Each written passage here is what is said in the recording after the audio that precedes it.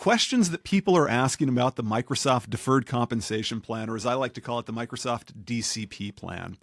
So first off, what is the Microsoft Deferred Compensation Plan? Microsoft Deferred Compensation is a plan that basically allows higher level Microsoft employees to save more money for retirement. You get to take portions of your salary, portions of your bonus, and put it into the deferred compensation plan, and then receive those dollars back at some point down the road that you decide. I like to think of it as a 401k on steroids, just because compared to the 401k, you can save a lot more money into this plan, and the deferred tax nature of the plan makes it really, really powerful from a tax deferral perspective. Next question about the Microsoft DCP: is a deferred compensation plan worth it? In my eyes, the answer to that is yes. Why do I think DCP is worth it? DCP allows you to set aside a large portion of your salary and bonus, gives you a lot of flexibility on how much you want to set aside, and then really has the ability to substantially reduce your tax bill. Because of that, if I were a Microsoft employee who was level 67 plus, it is something that I would strongly be considering, or at least looking into, primarily because of the ability to reduce next year's tax bill and the ability to grow these dollars in a tax deferred manner. I like to think of it as a 401k on steroids, and is definitely something that I would heavily be considering if I was eligible. Next question here, tied to Microsoft higher level employees, is what is the 1555 rule for Microsoft? If you have been at Microsoft for at least 15 years and you are at least 55 years old, there is a provision that allows you, after you retire or leave the company, to continue to receive your unvested stock awards or shares, with the exception of the previous one that you just received.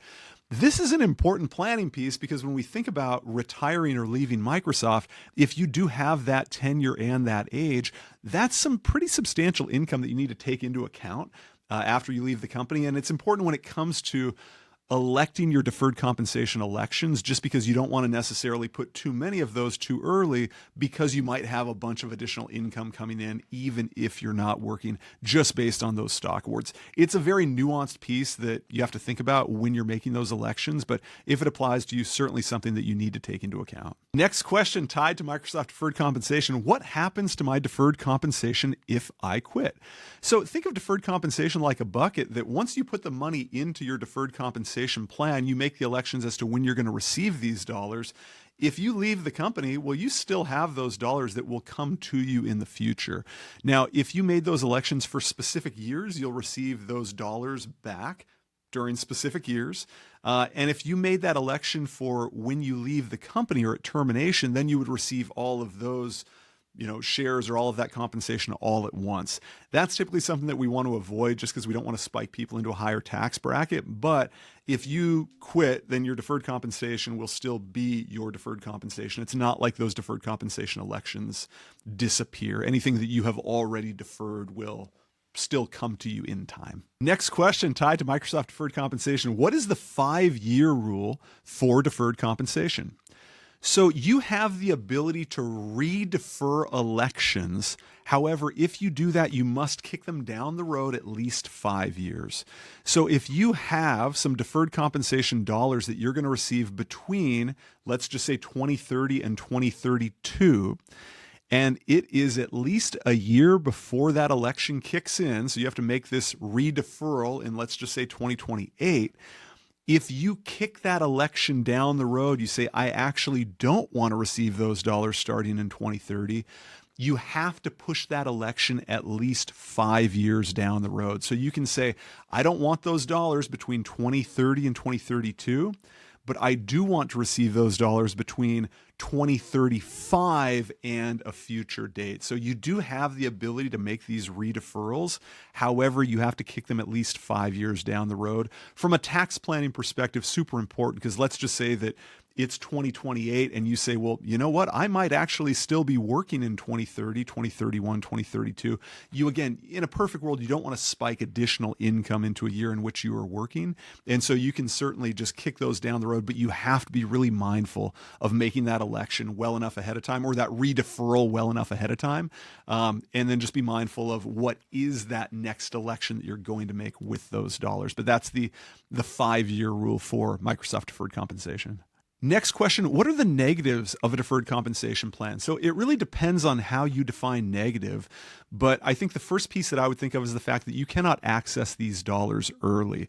When you make a deferred compensation election, you are going to decide when you're going to receive those dollars back. So whether it's at termination, typically not what we recommend, or over a certain time period, typically what we do recommend, but it's not like you can go dip into deferred compensation early. And then the second is, and again, this is something that you have to think about in the back of your mind, is deferred compensation is a unsecured liability of Microsoft. What does that mean? It means it's not protected by ERISA like a 401k would be. And it means that hypothetically, if Microsoft as a company were to go bankrupt, that because this is an unsecured liability, you would then be a creditor towards Microsoft and you would be looking to get those dollars back. Now, if we were looking at deferred compensation for a upstart biotech company, I would be a lot more nervous because I think that those companies have a higher chance of going under over the next 5, 10, 15 years. When I think of a company like Microsoft, it's one of the biggest companies in the world, and it gives me a lot more confidence. But can I say with 100% certainty that Microsoft will continue to be an ongoing entity 5, 10, 15, 20 years from now? I certainly can't say that with 100% certainty. And so because DCP is an unsecured liability, it's just something that we want to think about, and typically why we don't like to see a massive percentage of somebody's investable net worth in deferred compensation. We like to see a little bit more diversification from a tax perspective there. And if God forbid there was a black swan event, we simply, want you to still have the flexibility. So it's something that you just have to keep in the back of your mind. What is better, 401k or deferred compensation? They are very similar, but they are different in small ways. So with the 401k, what's a benefit there? You are getting the company match. That is huge. And with the 401k, you have the ability to have a little bit more flexibility as to when you take the dollars out. So you put money into a 401k, it's essentially this nest egg, and then you can take the dollars out in retirement, and you have a bit more control over how much you take out, when you take out, things like that. The benefit to deferred compensation is just the fact that you can put more money in. So the 401k, you're going to be limited to the annual limit, which, depending on your exact age and depending on the year, is in the $30,000 to $40,000 range. With that being said, with deferred compensation, you can put up to 75% of your salary and up to 100% of your annual bonus in there. And so the tax savings associated with deferred comp are going to be greater than the tax savings associated with the 401k. With that being said, you don't hardly ever want to even think about deferred compensation until after you are maxing out your company 401k because of the match associated with it and the flexibility. So they're different. They're very similar in the way that things are treated from a tax perspective, but I can't say necessarily which one is better, but I can say that I would certainly max out the 401k before I start thinking about deferred compensation. How do I avoid paying taxes on deferred compensation? I got some bad news for you. You don't avoid paying taxes on Microsoft Deferred Compensation. With that being said, let me walk you through a very quick example because it's not about avoiding taxes. It's about reducing taxes and paying the taxes later. So if you defer between salary and bonus $300,000 and you're in the 35% marginal tax bracket, that is going to reduce your tax bill next year by $105,000. That $300,000 then gets invested in the deferred compensation plan, and then you take those dollars out of the plan down the road. Down the road, if you've thought about this the right way and you've done some planning, you're going to be hopefully in a lower marginal tax bracket. Let's just say that you're in the 22% tax bracket down the road. All of a sudden, you take $300,000 out of the plan and you're paying $66,000 in taxes compared to the $105,000 that you reduced your tax bill by years earlier. So it's not about avoiding taxes. It's about hopefully paying a lower marginal tax rate and paying it way into the future and letting those dollars be invested between point A and point B.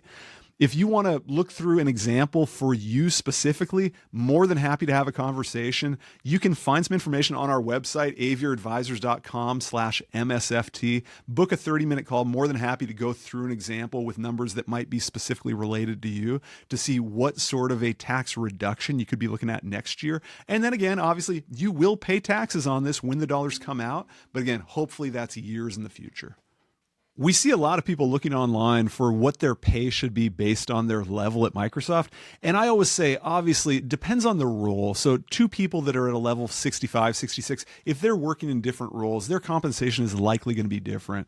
But whenever I talk about compensation at Microsoft, I always direct people to levels.fyi. This is personally my favorite website when it comes to Microsoft pay by role. So as an example, we can come in here to software engineer, pretty standard role, and there's a lot of data points here.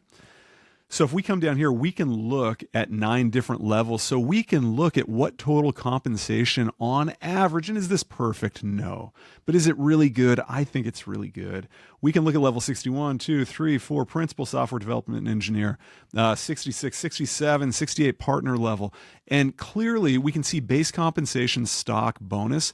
And as I talk about, there's a really big jump between level 66 and 67, not only because at level 67, you now all of a sudden have access to the deferred compensation plan, but just the fact that there is typically a pretty big jump from a total compensation perspective as well.